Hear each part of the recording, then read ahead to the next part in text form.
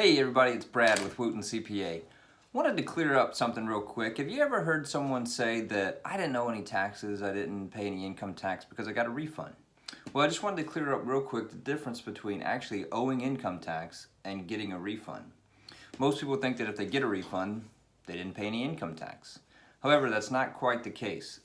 Really, your refund is just getting back what you've already paid in if you paid in more than what you actually owe in income tax. So it's very possible you get a tax refund come April, but you still paid income tax. So last year on your 2018 form, I could have put this in the video, but I didn't really want to do that. But we got a couple of lines here on your 2018 form that you can go back and look at to tell the difference between these two things. So if you look, your taxable income is actually on line 10. That's the amount of income that you owe tax on after you add up all your income and take out all your deductions. Line 11A is going to have the amount of income tax that you owe to the federal government.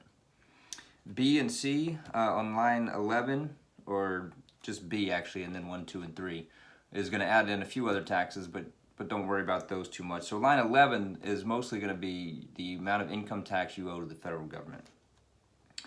Then there are some tax credits that you can take against that amount, and then line 13 is going to be the total income tax you owe after those tax credits. So if line 13 is 0, then you actually did owe no income tax to the federal government. However, if line 13 is more than 0, you still had an income tax liability to the government. You just maybe got a refund because you paid in during the year through withholding or estimated tax payments a little bit more than you actually owed. And so you can see that line 14 adds in some other taxes. So these aren't income tax, but they're others, such as self-employment tax.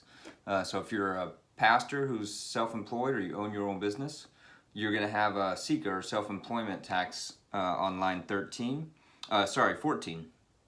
And then your total tax, your income tax plus those other taxes will be on line 15.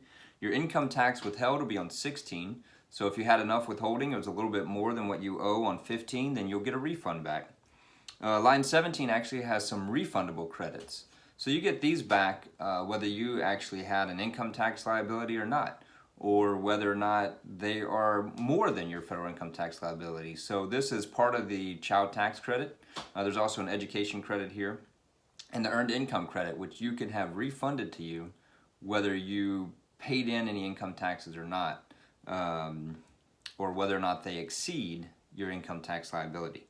So then when you add those in, you get down to line 18, which is your total payments that you put in for the year. And then if 18 is more than line 15, you get a refund.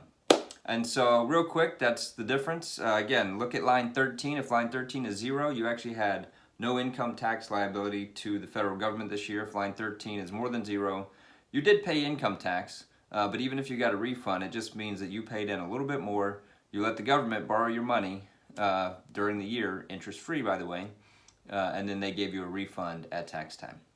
If you have any other questions, just shoot me a message and I'd be happy to answer them for you. Thanks.